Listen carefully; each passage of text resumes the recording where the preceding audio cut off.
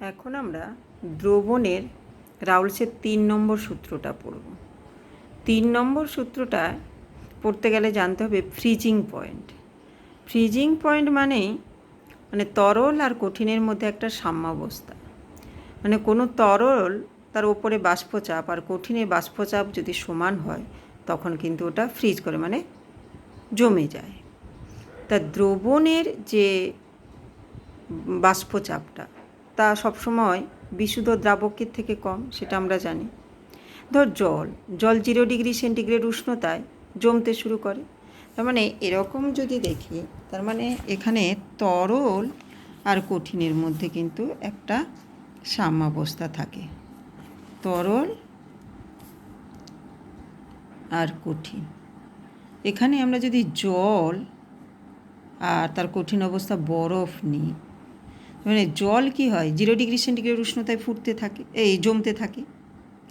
এবার এই জলে যদি কিছুটা আমরা লবণ যোগ করি, লবণ মানে অনুদ্বায়ী দ্রবণ তৈরি করি, তাহলে এই দ্রবণস্থিত যে জল তা কিন্তু 0 ডিগ্রি সেন্টিগ্রেড উষ্ণতায় জমে না।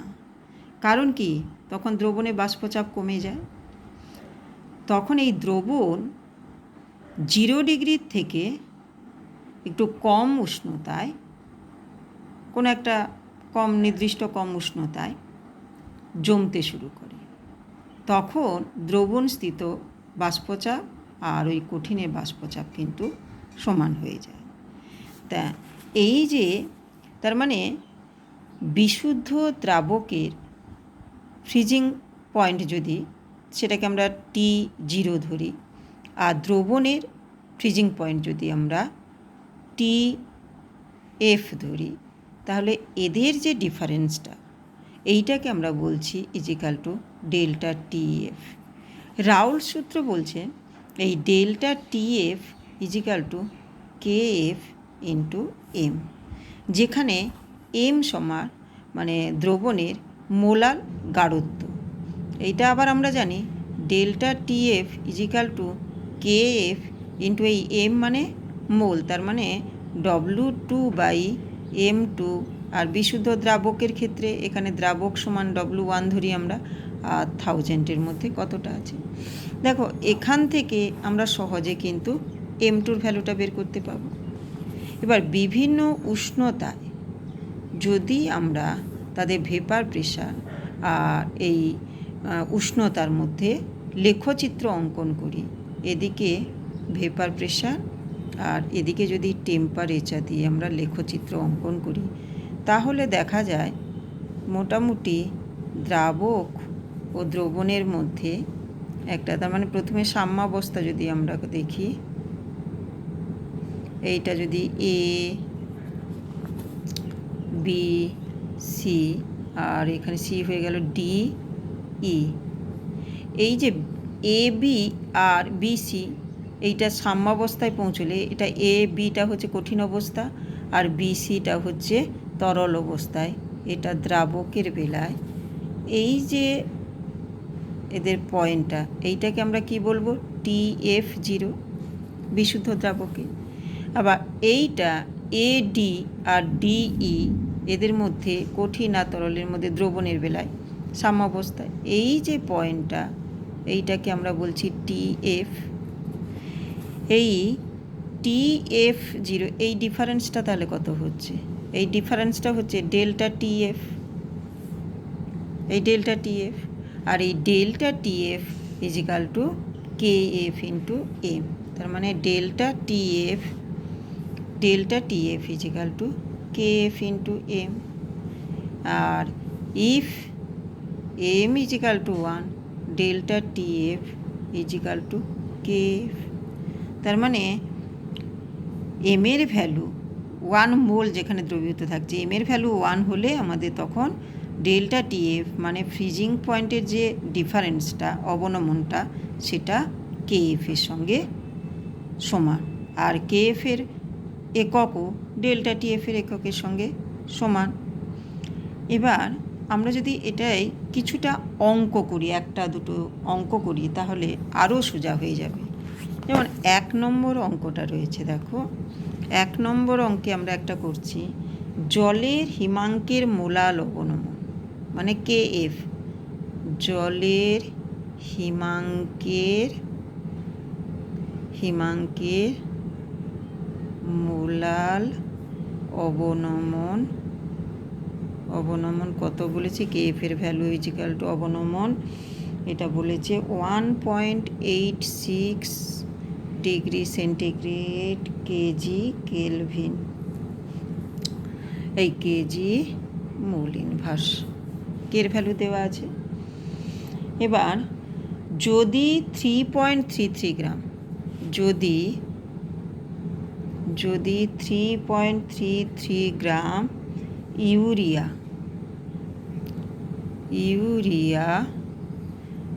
250 গ্রাম জলে দ্রবীভূত করা যায়, 250 গ্রাম জলে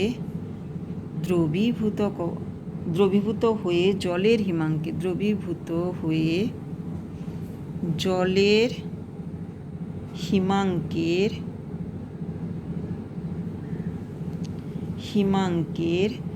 0.413 ডিগ্রি সেন্টিগ্রেড অবনমন ঘটায়,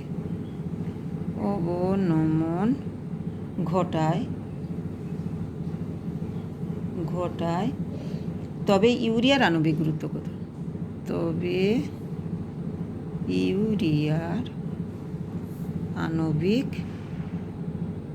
গুরুত্ব কত, কি কি দেওয়া আছে ঝটঝট করে লিখে ফেলো। প্রথমে দেওয়া আছে কে ফিজিক্যাল টু 1.86, এইটা। এবার W2 ইজিক্যাল টু কতটা, 3.33 গ্রাম, M2 বের করতে দিয়েছে, M2 সমান কত, আরও দেওয়া আছে W1 ইজিক্যাল টু 250, আর ডেল্টা জলের হিমাঙ্কের এত অবনমন, তবে ডেল্টা TF ফিজিক্যাল টু দেওয়া আছে 0.413 ডিগ্রি সেন্টিগ্রেড। তাহলে এটার থেকে আমরা কি জানি না, delta TF equal to KF into M বা ইজিক্যাল টু KF মানে 1.86 ইন্টু M মানে W2 মানে 3.33 বাই M2 ইন্টু উপরে 1000 নিচে 250। এটা এবার আমাদের ক্যালকুলেট করে দেখতে হবে। ক্যালকুলেট করে দেখলে দেখা যাচ্ছে M ইজিক্যাল টু, এবার এটার থেকে M2 ইজিক্যাল টু বের করতে হবে। তার মানে M2 ডেল্টা TF এর ভ্যালু কত হচ্ছে, এটা ইজিক্যাল টু কত দেওয়া আছে 0.413, और M2 ইজিক্যাল টু কত দাঁড়াবে 1.86 into 3.33 into 1000 divided by 0.413 into 250, এইটাই ইজিক্যাল টু কত দাঁড়াচ্ছে, এইটা ক্যালকুলেট করলে 3.33 ইন্টু 1000 গুণ করলে এটা কত হচ্ছে, এইটা হচ্ছে দেখতো 1.86 ইন্টু 3.33 ইন্টু 1000 ডিভাইডেড বাই এত, তার মানে এটা M2 ইজিক্যাল টু 59.99, তার মানে M2 ইজিক্যাল টু আমাদের হলো এটা একটা হয়ে গেল। এবার 2 নম্বর আর একটা অঙ্ক যদি আমরা করি, 2 নম্বর অঙ্ক, এটা তো খুবই সোজা ছিল। 2 নম্বর অঙ্ক রয়েছে, এখানে যদি কি বলেছে 10 লিটার মানে ভলিউম দেওয়া আছে, 10 লিটার জলে কি মেশানো হয়েছে 6.66 KG ethylene glycol, 6.66 KG ethylene glycol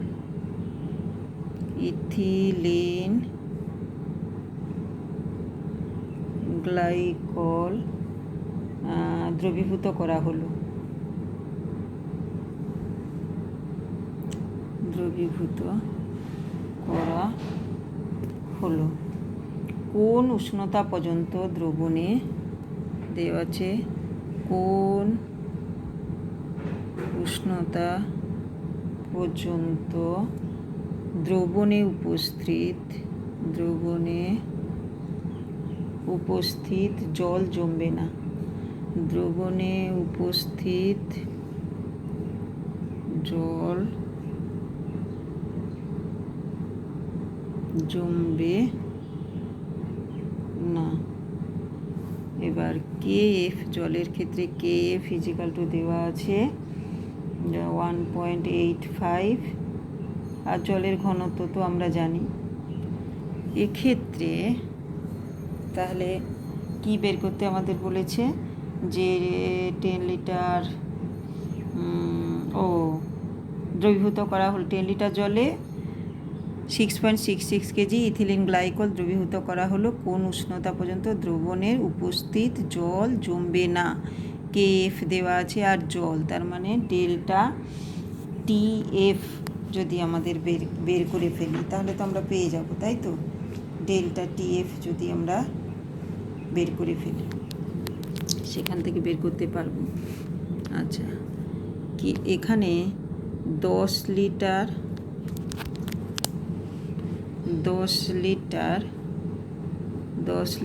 জলের ওজনটা লাগবে আমাদের।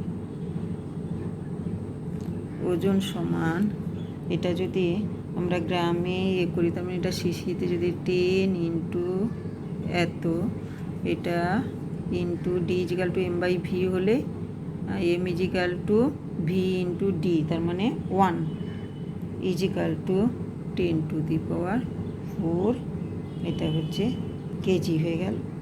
এবার M ইজিক্যাল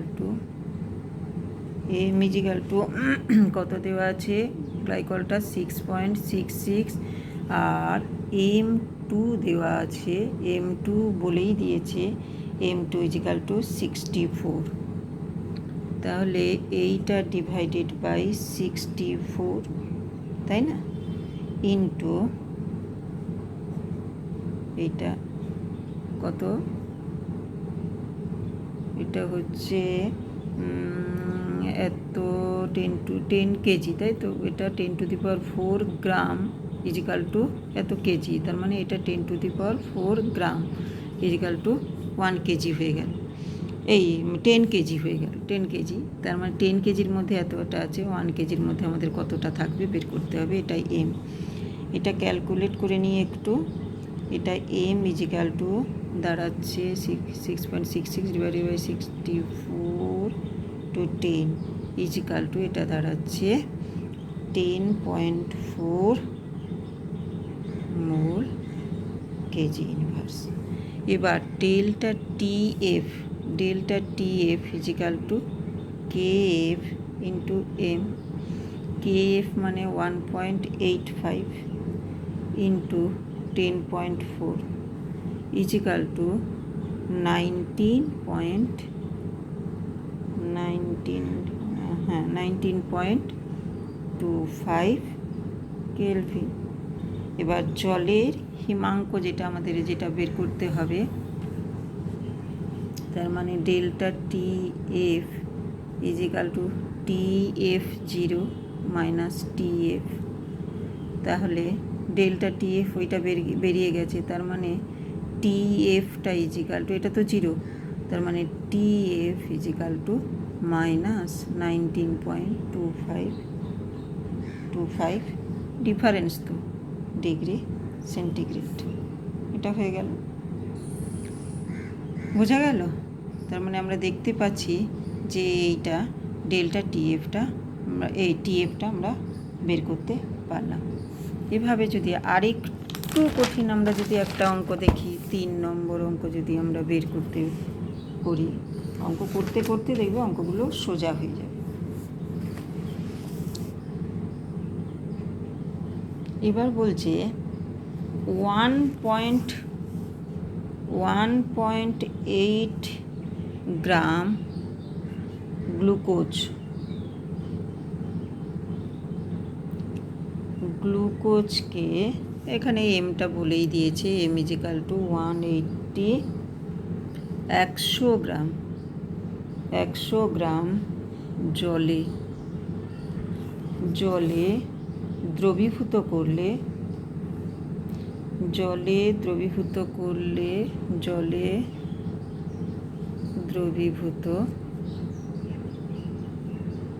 করলে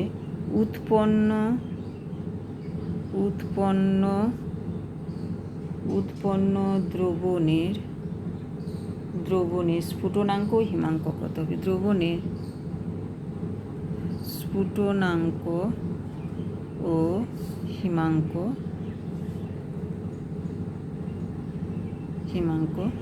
কত হবে? এই অঙ্কটা একেবারে সোজা, আমি একটুখানি করে দিচ্ছি, বাকিটা নিজেরা করবে। হ্যাঁ, এখানে যেমন W2 ইজিক্যাল টু দেওয়া আছে 1.8, M2 ইজিক্যাল টু দেওয়া আছে 180, W1 ইজিক্যাল টু দেওয়া আছে 100। এইখান থেকে এটা তো পরিষ্কার, এখানে তো গ্লুকোজ জলে দেওয়া হয়েছে, তাই না? তার মানে আমরা এখানে জানি কি স্ফুটনাঙ্ক আর হিমাঙ্ক, তার মানে এটা হচ্ছে TB0 ইজিক্যাল টু 100 আর TF0 ইজিক্যাল টু 0। এইটা এবার এমটা আগে বের করে নিই। M equal to 1.8 divided by 180 into 1000 divided by 100। এইটা করলে কত হয় আগে বের করে নিই। এটা বের করলে কত হচ্ছে, তার মানে 1.8 বাই 18, এটা কত হচ্ছে, ক্যালকুলেট করলে এমটা বের করে নিলে পরে আমরা বের করতে পারবো। এটা হচ্ছে কত রে, ইজিক্যাল টু 0.1। এবার দেখ delta TB equal two KB into M. কেবি তো দেওয়া আছে নিশ্চয়ই, কেবি ইজিক্যাল টু এম। কেবি ইজিক্যাল টু জলের বেলায় এখানে নিশ্চয়ই কেবি দেওয়া থাকবে, কেবি ইজিক্যাল টু কত, আর কে এফ ইজিক্যাল টু, কেবি ইজিক্যাল টু দেওয়া আছে 0.512, তার মানে 0.512 ইন্টু 0.1 ইজিক্যাল টু এটা কত হবে, তার মানে শুধু দশমিক তো নাকি, 0.0512 কেলভিন। আর ডেল্টা টিএফ দাঁড়াচ্ছে, ডেল্টা টিএফ ইজিক্যাল টু এখানে কেএফ দেওয়া আছে 1.86, তার মানে 1.86 ইন্টু 0.1 ইজিক্যাল টু 0.186 কেলভিন। এবার দ্রবণের স্ফুটনাঙ্কটা কত হবে, দ্রবণের এলিভেশন অফ বয়েলিং পয়েন্ট, তো তার মানে ডেল্টা টিবি ইজিক্যাল টু আমাদের থাকে টিবি মাইনাস TB0, তার মানে TB equal to delta TB plus TB0 equal to এটা কত হবে, এগুলো 100 প্লাস 0.0512 ডিগ্রি সেন্টিগ্রেড। দেখ কেলভিন, এগুলো তো ডিফারেন্স হোক অ্যাড হোক, দুটোর সঙ্গে 273 যোগ হলে বা দুটোর সঙ্গে বিয়োগ হলে তো একই হবে। এবার ডিগ্রি সেন্টিগ্রেডে যদি এটা করি, তার মানে কত হচ্ছে 100.0512, এটা কত ডিগ্রি সেন্টিগ্রেড। আর এটার বেলায় কি হয়ে যাবে, হিমাঙ্ক টিএফ কি হয়ে যাবে, টিএফ হয়ে যাবে, তো এটা হচ্ছে ডিপ্রেশন অফ ফ্রিজিং পয়েন্ট, তো তার মানে TB0 মাইনাস টিবি, তার মানে টিবি ইজিক্যাল টু এটা তো 0, তার মানে TB equal to TB equal to minus delta TF equal to TF আমাদের কত পেয়েছে, তার মানে মাইনাস ওইটা হয়ে যাবে শুধু মাইনাস 10 কী বেরিয়েছে 186 এটা ডিগ্রি সেন্টিগ্রেড। এরকম আরেকটা যদি অঙ্ক করি আমরা, এটাই আপাতত এখন আরেকটাই করে করছি। দেখ এটাতে বলেছে অতি অল্প পরিমাণ, আর একটা অঙ্ক 4 নম্বর অঙ্ক করে করব। অতি অল্প পরিমাণ একটি অনুদ্বায়ী, এটা একটু অন্যরকম অঙ্কটা। অতি অল্প পরিমাণ একটি অনুদ্বায়ী, একটি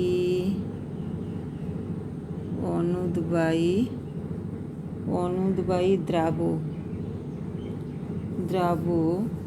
56 মিটার কিউব 56 সেন্টিমিটার কিউব বেনজিনে দ্রবীভূত করা হলো। বেনজিনে দ্রবীভূত করা হলো।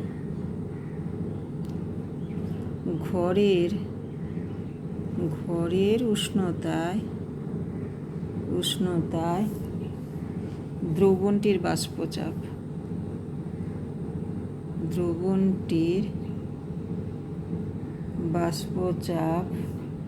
98.88 mmHg এবং বেনজিনের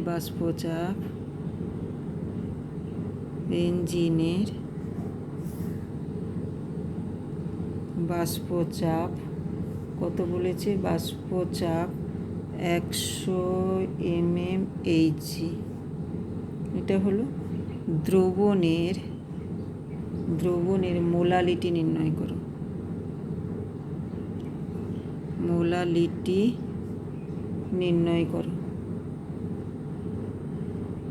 নির্ণয় করো। যদি দ্রবণের হিমাঙ্ক কি দেওয়া আছে, যদি দ্রবণের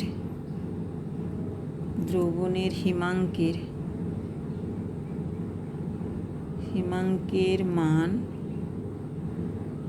বেনজিনের তুলনায়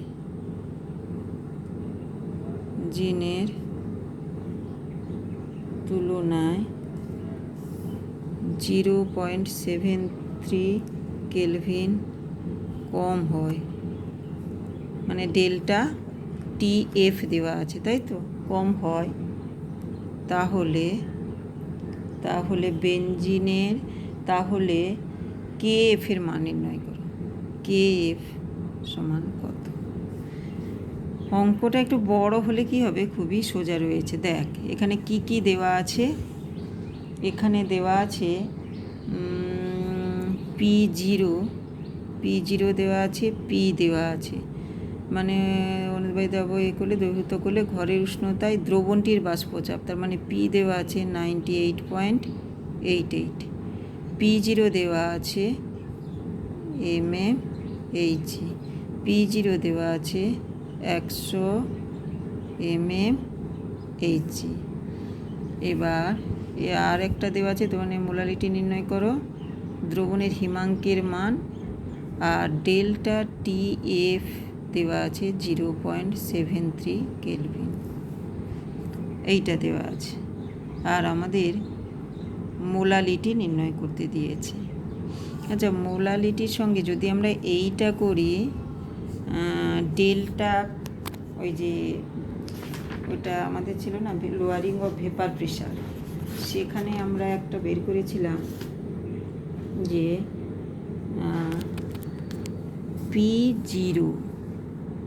P0 minus P by P0, তাই তো, রিলেটিভ লোয়ারিং অফ ভেপার প্রেশারে যেটা x2 equal to N2 by N1 plus N2 approx আমরা করে নিই N2 বাই N1, এটা করতে পারি তো, তাই না? তার মানে এই যে P0 minus P by P0 equal to N2/N1 মানগুলো বসাই, বা P0 equal to 100 minus 98.88 divided by 100 equal to এখানে কি দেওয়া আছে, বেঞ্জিনের এখানে তো N1 এর বেঞ্জিনের দ্রবীভূত করা হলো ঘরের উষ্ণতায়, তার মানে এখানে কিন্তু N1টা আমরা বের করে নিতে পারি। বেঞ্জিনের পরিমাণটা কি আছে, এখানে আমরা N1টা তো বের করে নিতেই পারি, তাই তো। বেঞ্জিনের ওজনটা এখানে আমরা বের করে নিই, দিয়ে বেঞ্জিন মানে তো 78, আমরা বের করে নিই। বেঞ্জিনের ওজনটা মানে W1 ইজিক্যাল টু এখানে ডি এর ঘনত্ব, দ্রবণটির বাষ্পচাপ এত, বেঞ্জিনের ঘনত্বটা কত দেওয়া আছে, বেঞ্জিনের ঘনত্ব, বেঞ্জিনের বাষ্পচাপ এত, দেখি তো অঙ্কটাই, বেঞ্জিনের ঘনত্ব তো দিয়ে থাকতে হবে, না হলে কী করে হবে। 56 ইন্টু বেঞ্জিনের ঘনত্বটা, বেঞ্জিনের ঘনত্ব দেওয়া আছে 0.889, এটার ঘনত্ব, বেঞ্জিনের ঘনত্ব ডি দেওয়া আছে 0. কত দেওয়া আছে 889, এটা খেয়াল করিনি, তার মানে 0.889, এটা ইন্টু করলে দাঁড়াচ্ছে 56 ইন্টু 0.889 49 দাঁড়াচ্ছে 784 গ্রাম। তার মানে N1 is equal two 49.784 divided benzene মানে 78 is equal two N1 is equal to দাঁড়াচ্ছে, এটা ডিভাইড করলে 0.6382। এবার তাহলে N2 ইজিক্যাল টু, এইখানে আমাদের তো এটা N2/N1 হয়েছে, তাই তো। এবার এইখান থেকে বা N2 ইজিক্যাল টু আমরা বের করে নিতে পারবো, N2 ইজিক্যাল টু দাঁড়াবে N1 ইন্টু 100 মাইনাস 98.88 আর ডিভাইডেড বাই 100, এইটা কত দাঁড়াচ্ছে, ইজিক্যাল টু N1 এর ভ্যালুটা 0.6382 ইন্টু 100 মাইনাস 98.88 ডিভাইডেড বাই 100। এটা একটু করে দেখি, দাঁড়া, এটা করলে যেটা দাঁড়াচ্ছে,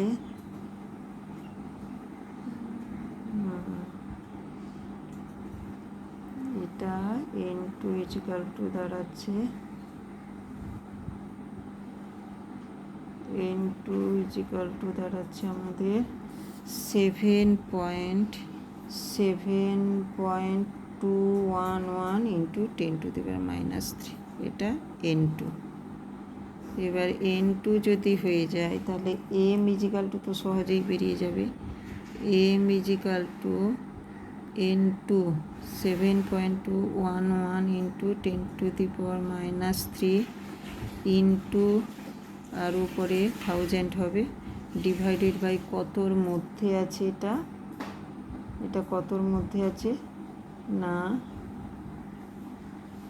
এইটা তো কতর মধ্যে আছে, M ইজিক্যাল টু এটা ধরো 49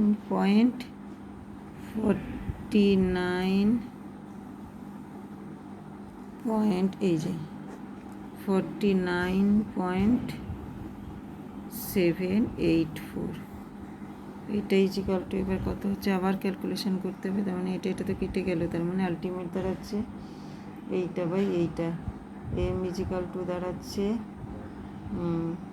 এটা দাঁড়াচ্ছে 0. এটা কত দাঁড়াচ্ছে 1448।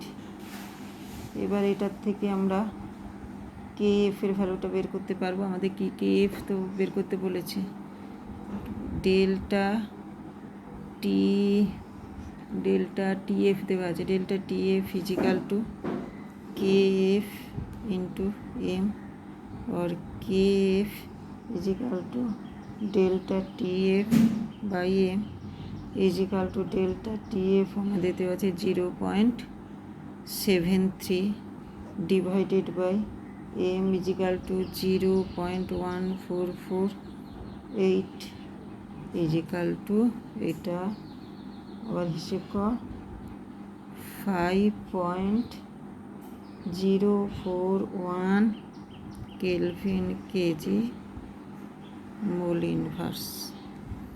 বোঝা গেল? তাহলে মোটামুটি আমরা কয়েকটা অঙ্ক করলাম। পরের ভিডিওতে আবার আমরা 4 নম্বর সূত্রটা করব।